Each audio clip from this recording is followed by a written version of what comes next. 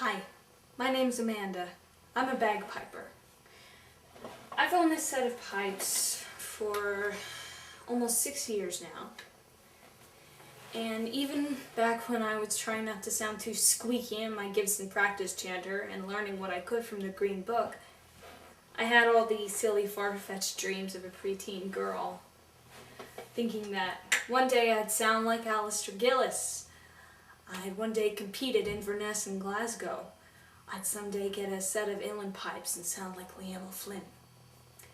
And that didn't work out too well, for a number of reasons, one of which I'll be talking to you about today. About a year after getting this set of McCallum's, things started going wrong. My hands, especially my right hand, stopped working as well as they used to.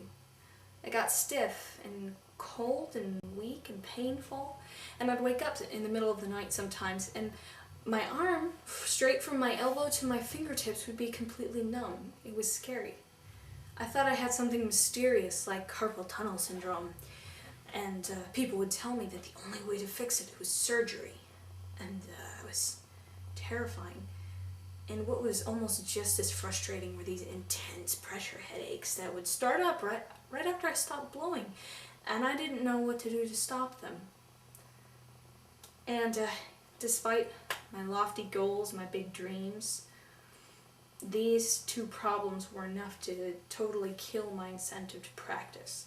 When practice sucks, when you start hating your music, you don't practice. And unfortunately, my former frustrations are not uncommon among musicians, even pipers. I know pipers from grades 4 to open who struggle with hand pain, and they're worried. And we've been all over the place looking for successful treatments. We've tried wrist braces and heat and ice and balancing the strength of opposing muscles and chiropractic and acupuncture, and we'll try the magnetic bracelet-y things and other pseudoscientific gizmos. And in the worst of cases, we'll go with surgery. Thankfully, it never came to that point for me. But what I tried did not help. No matter how many times my chiropractor cracked my neck and my wrists and my back, or how long I wore my wrist braces or stretched, it just didn't do me any good. And I was getting to the point of being completely fed up. I was ready to walk away from the pipes forever. When, out of a last act of desperation, I was reading some scientific research, and someone mentioned trigger point therapy. Now, what is a trigger point? It's what everybody calls a muscle knot, and we all have them. It's a small patch of tightly contracted muscle tissue. It's just stuck in the contracted position. The easiest way to identify them is through touch. They hurt when you press on them. And this isn't some new quack science. Trigger points have been in study for a number of decades. And if you're interested, the definitive texts are called Myofascial Pain and Dysfunction, the Trigger Point Manuals, Volumes 1 and 2, written by Drs. Travell and Simons. They, along with others, have come to prove that trigger points are, quote, the scourge of mankind, that they are the sole or contributing cause in the majority of the world's aches and pains. Even so, they're rarely diagnosed. I mean, no one mentioned them to me. Nobody I consulted, including my physical therapist. So, what's especially peculiar about them is their ability to refer pain. They rarely cause pain right where they reside. They instead send them somewhere else. You know, much like a heart attack is often felt as an ache in the shoulder or in the arm, trigger points send pain to predictable, mappable, and sometimes quite distant areas. And if your healthcare professional is not knowledgeable about them, they'll probably not check for them, even though they are ridiculously common. I think they should be pretty high on the list of problems to check for when trying to track down the cause of pain.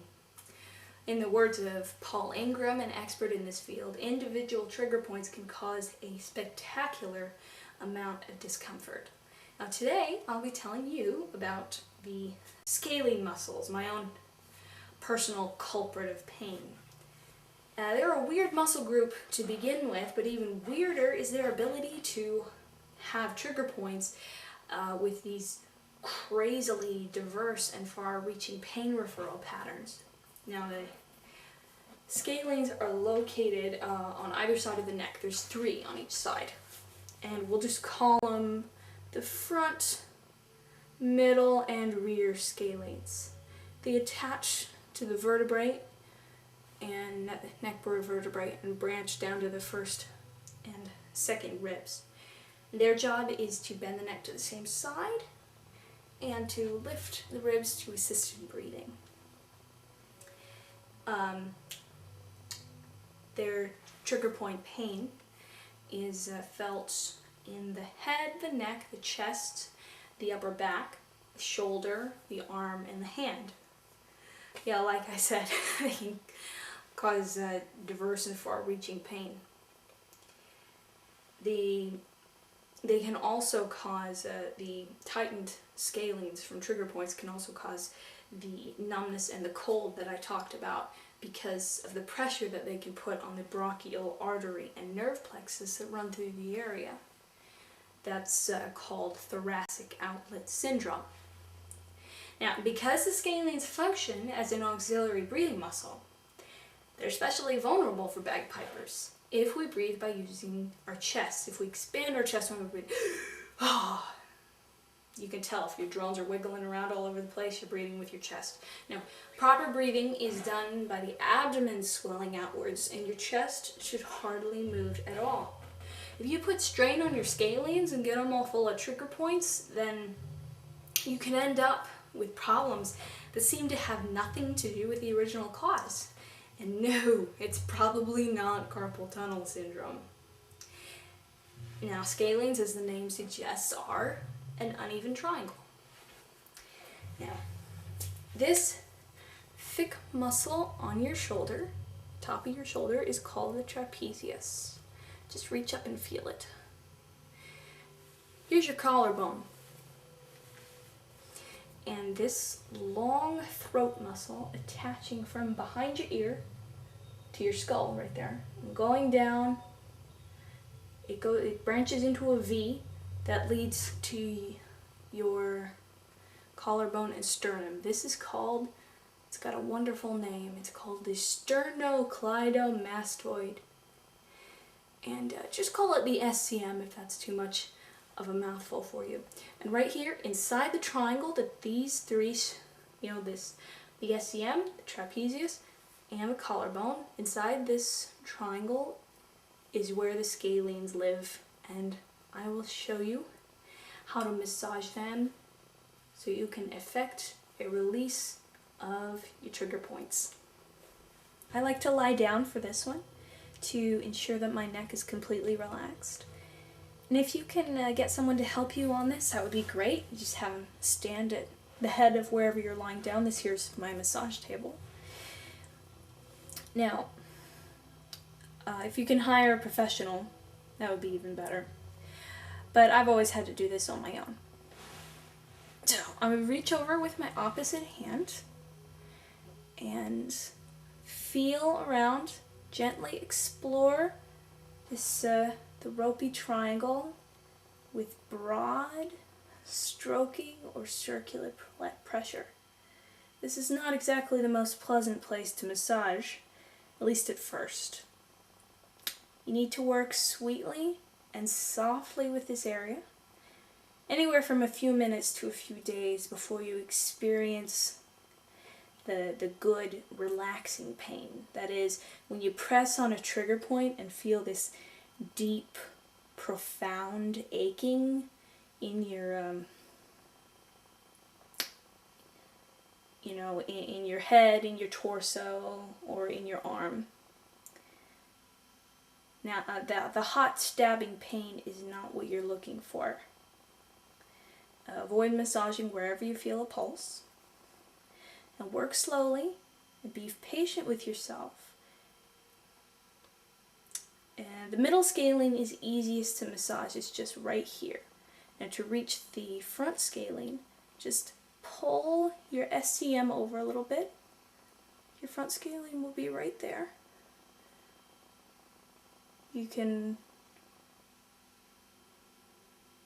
I'm not, doing the full number of strokes I usually do. I'm just pointing out the areas where I massage.